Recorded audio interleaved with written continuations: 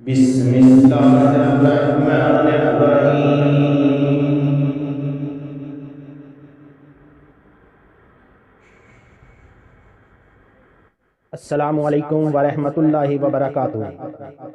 इस चैनल को सब्सक्राइब करें, लाइक करें और शेयर करें और बेल आइकन को ऑल पर क्लिक करें ताकि आप आने वाली तमाम नई वीडियोस सबसे पहले देख सकें। शुक्रिया।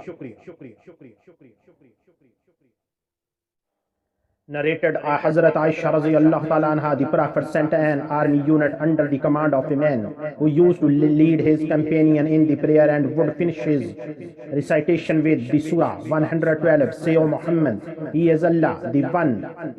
112.1. When they returned from the battle, they mentioned that to the Prophet. He said to them, ask him why he does so. They asked him, and he said, I do because it mentioned the qualities of the beneficent, and I love to recite it in any prayer.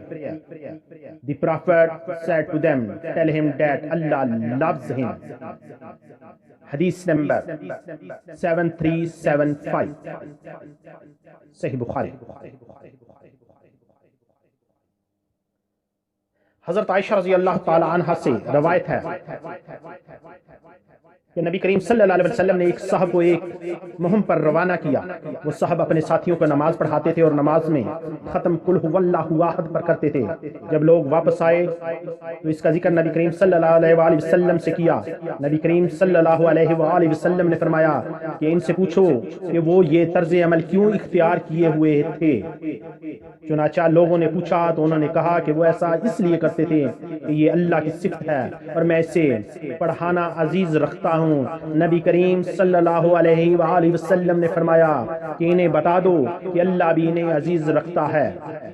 सही बुखारी हदीस number 7375। अल्लाह और अल्लाह के रसूल से बेहतर किसकी बात हो सकती है। अल्लाह ताला उसको खुश और खुर्म रखे जो हदीस सुनकर उसको आगे बयान करे। अल्लाह ताला हम सब पर अपना करम फरमाए। अल्लाह हाफिज।